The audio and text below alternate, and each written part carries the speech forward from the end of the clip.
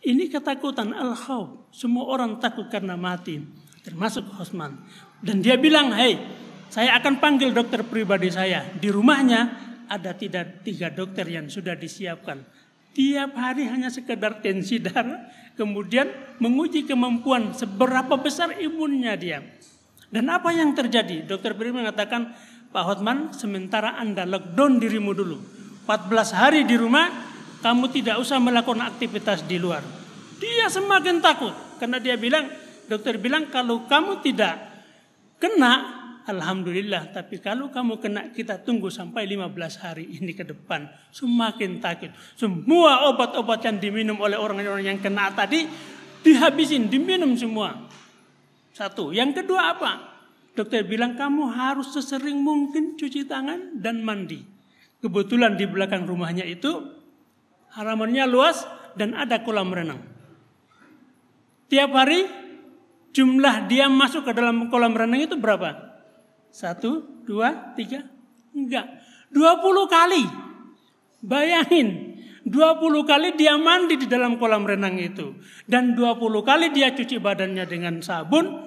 Pokoknya apapun dia lakukan, yang penting terhindar dari COVID-19.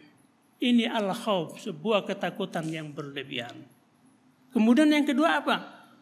Dia berjemur. Di luar pekarangannya dia kasih tempat tidur yang empuk, ya. Tempat tidur yang empuk yang harganya juga puluhan juta rupiah. Hanya sekedar berjemur dan membaca koran. Itu tempat yang cukup luas dan inilah yang namanya ketakutan.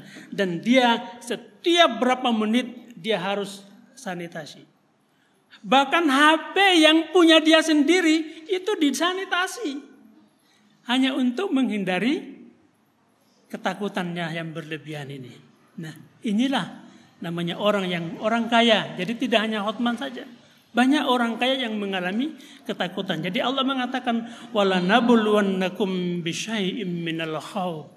Aku akan berikan ketakutan kepada mereka agar mereka betul-betul yakin bahwa memang aku ini ada. Kemudian apa yang terjadi?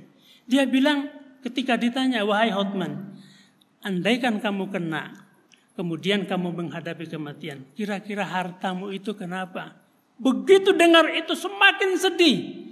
Dia ingat, ya Allah, itu harta saya luar biasa banyak. Mobil Lamborghini ada berapa? Ada 5. Jadi kalau Pak Hotman itu pernah diwawancara di TV, dia sehari pakai baju, semua yang dia pakai, itu nilai totalnya 10 M. Hanya pakai aja. Punya dasi berapa? 300 juta Pak. Dasi 300 juta. Dasi bayangkan 300 juta. Punya jas itu ratusan juta juga.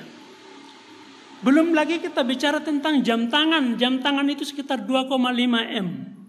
Jam tangan. Kemudian punya apa? Cincin yang ada berliannya. Itu harganya sekitar 3 M semua. Jadi semua 1, 2, 3, 4, 5 masukkan semua berlian. Makanya kalau dipoto dia gini kan. Menunjukkan. Artinya apa? Dia puas. Begitu ditanya, "Pak Hotman, kenapa kamu suka pakai sepertinya?" "Saya puas dengan kehidupan." Ini artinya apa? Allah telah memberikan rahmat kepada saya dan saya bangga dengan harta yang saya punya. Mau tahu sepatunya yang ada ornamen klip-klipnya itu? Itu harganya sekitar 1 M. Sepatu harganya 1 miliar rupiah. Sehingga kalau ditotal begitu dia pakai semua dan sepatu 10 miliar. Itu pada saat dia berdiri seperti ini. Kalau dia masuk di Lamborghini harganya berapa? Totalnya sekitar 21 M. Kenapa? Karena Lamborghini harganya 11 miliar. Ini orang yang mengalami al-khauf, ketakutan. Jadi Bapak Ibu rahimakumullah, ini realita, kenyataan yang namanya kematian itu pasti dihantui oleh orang-orang kaya. Kemudian wala nabluwannakum bisyai'im minal khauf wal ju'in. Apa itu wal ju'in? Kurang harta. Iya kan? Kelaparan. Banyak sekali Indonesia ini tahun ini banyak sekali masyarakat kita dihinggapi dengan ketakutan, kemudian merasa kurang harta. Kenapa? Karena mereka dihadapkan dengan situasi PHK. Dan banyak jumlahnya di Indonesia sekitar 2 juta lebih. Itu yang di PHK. Belum yang kita terhitung yang dirumahkan. Dan mereka merasa ketakutan. Saya mau makan apa? Ada yang sampai stres. Kalau mau hitung jumlah stres yang di Indonesia cukup banyak. Cuma tidak diekspos aja. Tidak diekspos. Kenapa? Karena mereka merasa kelaparan. Kemudian apa? Wa naqdim minal amwali wal anfusi. Kemudian mereka merasa kekurangan harta. Sudah dikasih harta sama Allah, tiba-tiba dicabut lagi sama Allah, mereka merasa kekurangan. Orang kaya yang tadinya kehidupan sehari-hari mungkin penghasilannya ratusan juta, sekarang bahkan mungkin turun drastis, bahkan sampai 0. Mereka merasa ketakutan dengan kelaparan, kemudian kekurangan harta, dan lain-lain. Ini yang terjadi dalam kehidupan kita. Wal ju'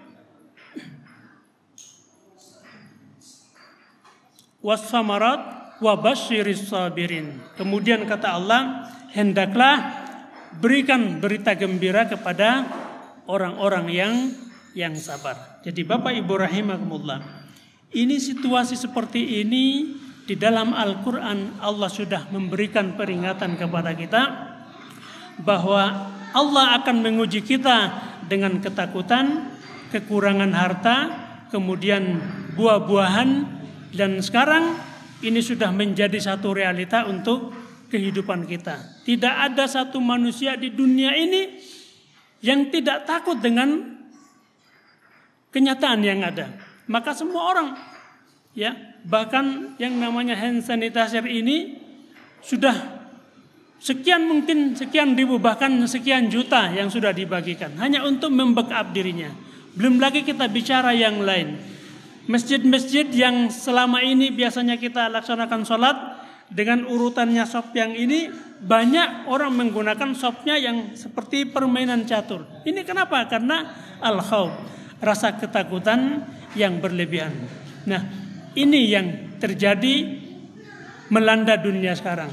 Amerika yang kita lihat sebagai negara superpower, itu aja sampai sekarang dia tidak sanggup untuk mengendalikan jumlah kematian karena virus. Bahkan masyarakat Amerika yang sudah sangat kaya sekarang, ekonominya mapan, dia mulai membuka kemudian membentuk yang namanya terowongan pribadi dan terowongan keluarga. Itu yang terjadi di Amerika sekarang. Kenapa? Karena al-khawf, rasa ketakutan yang berlebihan. Untuk itu Bapak Ibu rahimakumullah, mari dalam bulan suci Ramadan ini, mumpung Allah masih memberikan kesehatan kepada kita semua, Allah masih memberikan panjang umur, Allah masih memudahkan kepada kita untuk menjalankan syam Ramadan, dan alhamdulillah kita semua sudah menjalankan puasa Ramadan dalam kondisi sehat sampai sekarang. Kita sudah memasuki di angka 17 ya. 17 ya. Berarti sudah berapa kali nih? Sudah berapa? Jumlahnya sudah berapa nih? 17. Alhamdulillah sudah 17. Mudah-mudahan sedikit lagi kita akan memasuki menyelesaikan bulan suci Ramadan ini, sehingga mari sekali lagi, mungkin awal-awal Ramadan ya kita semua terutama adik-adik 10 hari pertama itu, kalau menurut psikologis itu 10 hari pertama adalah bagaimana kita mencoba menyesuaikan diri dengan yang biasanya kita makan apa saja. 10 hari pertama itu fisik kita itu menyesuaikan diri kita, menyesuaikan dengan makanan yang ada. Mungkin kita tidak pernah konsumsi apapun ya pada siang hari, itu dalam rangka fisik kita menyesuaikan. Biasanya seperti itu. 10 hari yang kedua itu adalah kita mencoba menjaga hawa nafsu kita. Udah. Jadi mudah-mudahan Bapak Ibu rahimakumullah, mudah-mudahan dengan sedikit kultum ini karena sudah berbuka, mari pada sore ini terima kasih, mudah-mudahan bisa bermanfaat untuk kita semua. Assalamualaikum warahmatullahi wabarakatuh.